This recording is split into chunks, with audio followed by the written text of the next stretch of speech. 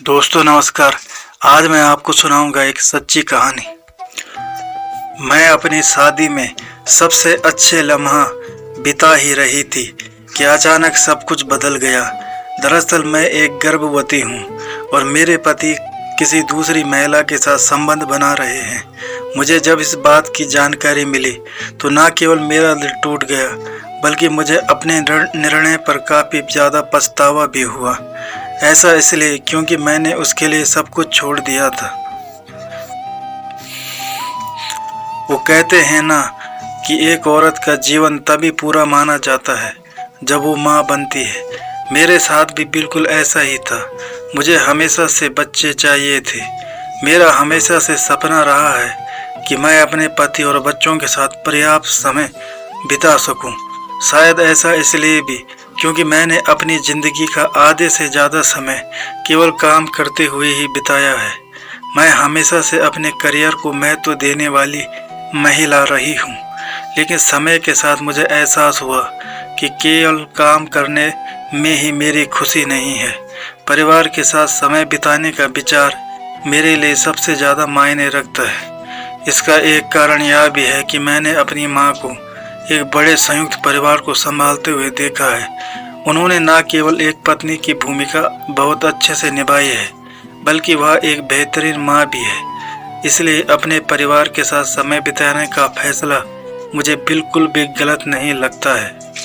हालांकि अन्य लोग एक प्रगतिशील दुनिया में मेरी खराब पसंद पर अफसोस जताते हैं। उनका ऐसा कहना है कि जहां दूसरी महिलाएं एक गृहिणी के रूप में अपने पारंपरिक कर्तव्यों से ऊपर उठकर आगे बढ़ रही हैं, तो वहीं मैंने अपने करियर को दरकिनार रख परिवार को चुना। जब आरब के साथ मेरी शादी पक्की हुई तो मैं काफ़ी ज़्यादा खुश थी। हम अपनी सगाई से पहले एक दूसरे से कई बार मिले थे। हमने एक दूसरे से बहुत सारी बातें भी की थी। मैं आपसे छिपाना नहीं चाहती, हम बहुत जल्दी ही एक दूसरे के करीब आ गए थे। मुझे लगने लगा था कि हमारी शादी शानदार होगी। वास्तव में ऐसा हुआ भी। शादी के बाद भी हम दोनों ने एक साथ काफ़ी अच्छा समय बिताया था। हालांकि मेरे पति अपने काम की वजह से ज़्यादातर समय व्यस्त ही रहते थे, लेकिन इसके बाद भी वह मेरे लिए समय निकालना नहीं भूलते थे। शादी के कुछ महीने बाद ही मैं गर्भवती हो गई। इस दौरान मेरी खुशी का कोई ठिकाना नहीं था। आरब भी फैमिली प्लानिंग को लेकर बहुत खुश था। ऐसा इसलिए क्योंकि मेरी गर्भावस्था के दौरान उन्होंने न केवल मेरा बहुत ख्याल रखा बल्कि मेरे लिए छोटी छोटी चीज़ें भी की।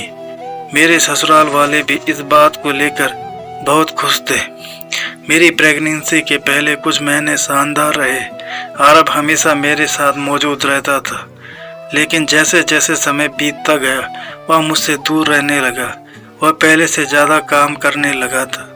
उसके पास शायद ही मेरे लिए समय होता था, लेकिन मुझे बेहतर महसूस कराने के लिए वह अक्सर फूल चॉकलेट लाता था, जो कि मेरे लिए बहुत संतोषजनक था।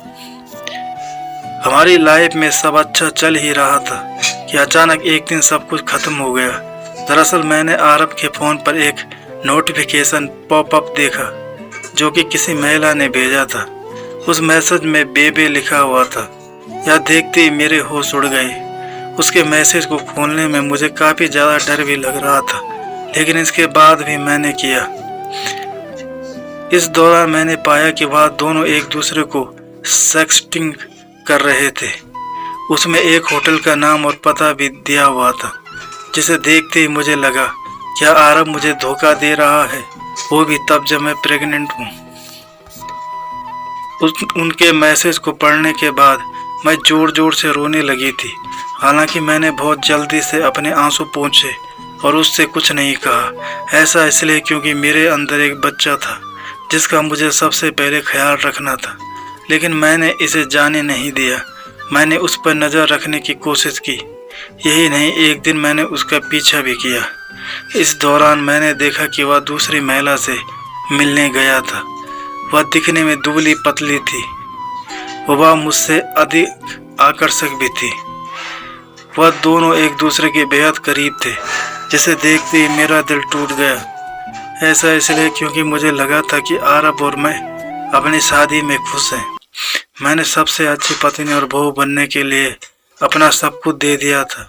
जब मैं गर्भवती थी तब मेरे पति मुझे धोखा दे रहे थे। इससे बड़ा अपमान मेरे लिए कुछ नहीं हो सकता था। उसकी इस हरकत के बाद मुझे एहसास हुआ कि मैं उसे अपना सर्वश्रेष्ठ दे रही थी, लेकिन वह मुझे धोखा दे रहा था। क्या मैं उसके लिए काफ़ी नहीं थी कि उसने मेरे साथ ऐसा किया? उस दिन घर वापस आने के बाद मैंने उससे इस बारे में बात की। वह उदास दिख रहा था। उसने मुझसे माफ़ करने की भीख भी मांगी और कहा कि वह फिर से ऐसा नहीं करेगा, लेकिन मेरा दिल टूट गया था। मुझे नहीं पता था कि मैं उससे क्या कहूँ। मुझे अपनी गर्भावस्था के दौरान अपने पति के समर्थन की पहले से कहीं ज़्यादा ज़रूरत थी, जिसकी वजह से मुझे उसे माफ़ करना पड़ा। हालांकि मुझे अभी भी यही लगता है कि मेरे पति उस महिला से मिलते रहते हैं, लेकिन मैं बस इतना करना चाहती हूँ कि अब मैंने अपने बच्चे पर अपना पूरा ध्यान केंद्रित कर दिया है। मुझे बस अपना बच्चा चाहिए ताकि मैं अपनी सारी ऊर्जा और प्यार उस पर लुटा सकूं। तो दोस्तों, ये थी आज की कहानी। उम्मीद करता हूँ आपको कहानी पसंद आई होगी।